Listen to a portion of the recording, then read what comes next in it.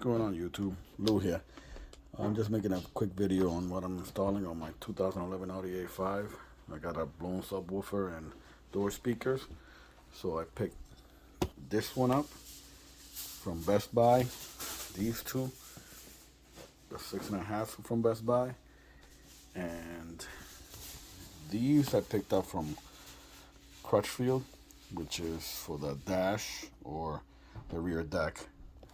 I picked up a roller and this mount that goes on your door.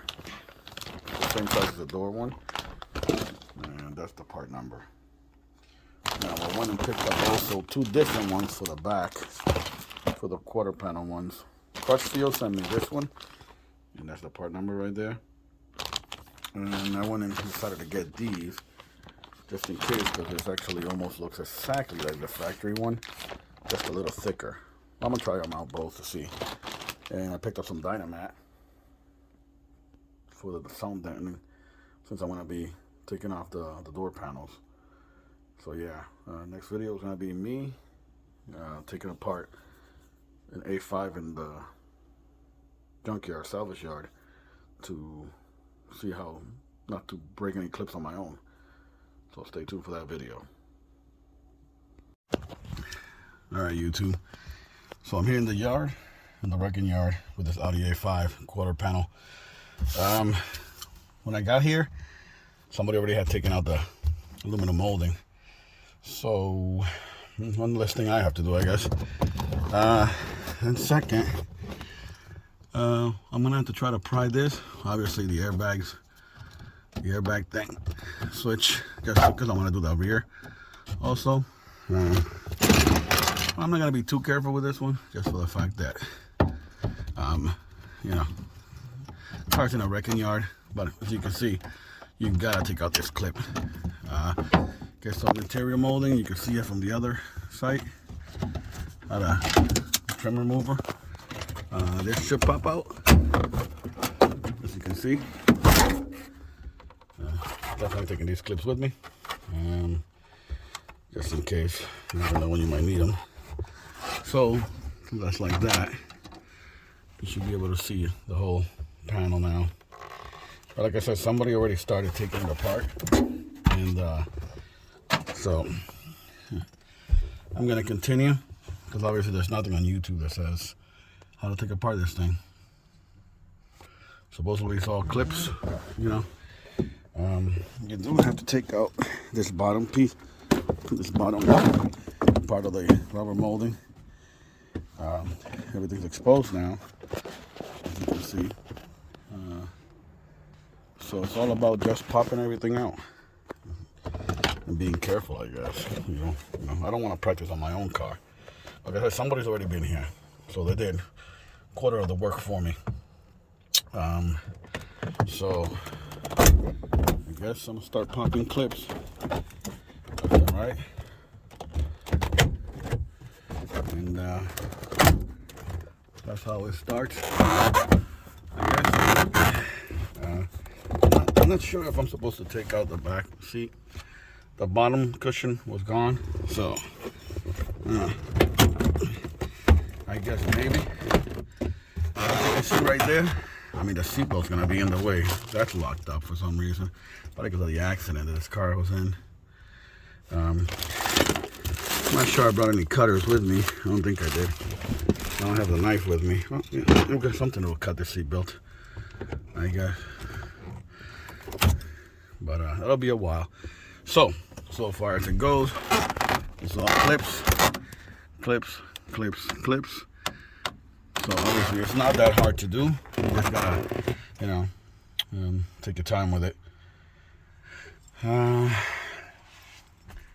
guess I might have to put the back seat down to unclip it. Maybe, I'm not 100% sure.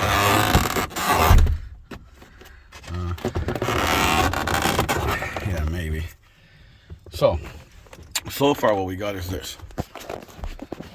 All these clips, it all pops out of place. Right there, right there. And back here. So far, that's where the speakers are.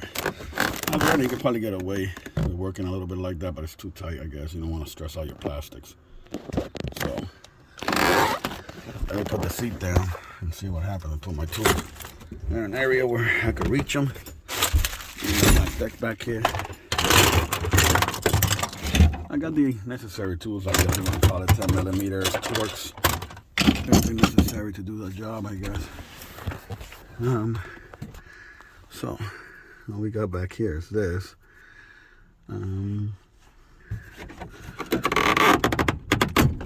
I guess it all pops out. All clips. Yeah, it's weird. Your seatbelt's wicked tight, so you're definitely gonna have to cut that out somehow. Cut it and mess with it. That's my cutter again. But so far, so good. So I'll stop the video here while I cut that seatbelt, and then I'll start it again. Alright, YouTube, back again. So far, I've been able to separate most of this panel from the car. Issue is that for some reason down here, it doesn't want to separate from the interior. It's like tied into, I believe, the seat. Let me go under there, but it's a camera phone, so it's not easy. But either way, it's like basically joint there, and I'm trying to rip it out. So, do I have enough space to change out my speaker right here as such? Yes, I do. Switch it out real quick, I guess, without stressing out the panel too much. And the rest, I guess, it's all clips. It all will clip back together, you know, as long as you're careful with it, you know, it goes back in as such. But the problem I'm having is what to do to take out the whole thing if I want a Dynamat. So far, I took out the bolts from there, and the seat doesn't want to separate. So right there is the problem. It's like the panel is together with the seat right there. Makes you wonder if it's even worth doing all this for speakers. If they're blown, just fade them out. But if you want to just replace them, you might as well do it instead of messing around.